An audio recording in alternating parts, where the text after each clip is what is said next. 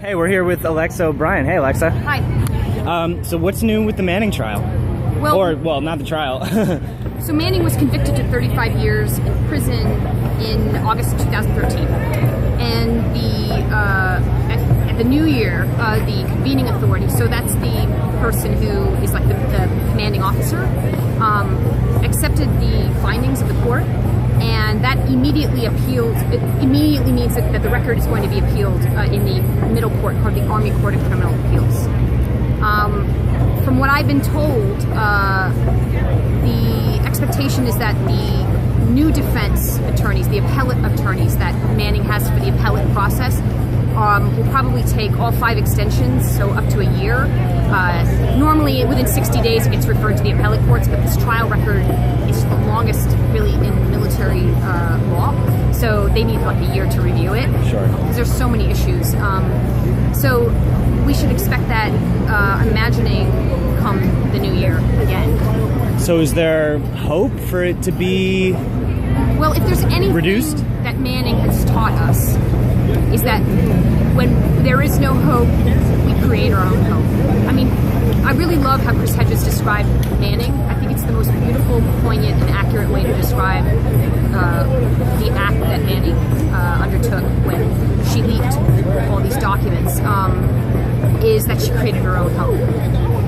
You know, there is another track with the Manning case, and that is Manning's fight to be treated fairly as a transgendered person or a trans asterisk person in the U.S. Army. You know, a lot of people that I talk to on the street in my daily life, you know, I've been all over the country since the trial, they'll say to me, if they don't know a lot about the case, they'll say, oh, I actually had a soldier in the south of Germany say to me, a U.S. soldier, well, what's this thing about she wants to be a woman?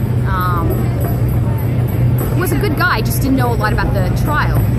A lot of people don't know that the U.S. Army mental health providers actually diagnosed Manning with gender dysmorphia prior to all this stuff happening. I mean, okay, not prior to the disclosures, but prior to the arrest and the like. So this is a legitimate issue for Manning. And the Army, as of late, has threatened Manning via leaks with being transferred to a civilian facility. And Coombs, Manning's lawyer during the defense criminal process, but also now in this particular issue related to her mental and physical health in the U.S. Army, is taking up this case and is saying that, you know, the U.S. Army needs to take care of Manning. Manning is a U.S. Army soldier, and it's the Army's responsibility.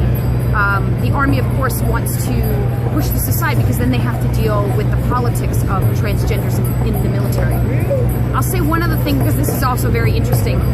In the trial record, one of the things found in Manning's dorm room, it's called a CHU, but in the military, was a scholarly treatise called Flight into Hypermasculinity. And there is actually evidence by military doctors that there's a higher proportion of transgendered people in the military than there is in the general population. And that a lot of people who are facing these kinds of issues will often join the military to try to rid themselves in their struggle with themselves. So lots of interesting things going on in Manning. Great. All right. Well, one more question. So in terms of just the greater war on whistleblowers, where do you think we stand? And is there any sort of legal, legislative process going on that is helping that? I think more leaks will help that. Yeah. Just more leaks. You know, there is no other way to crack the hold of the media, you know, and government relationship than more media leaks, and hopefully by alternative sources, meaning alternative outlets. Great. All right. Thanks. Yeah, you bet. Thank you so much. Thank you.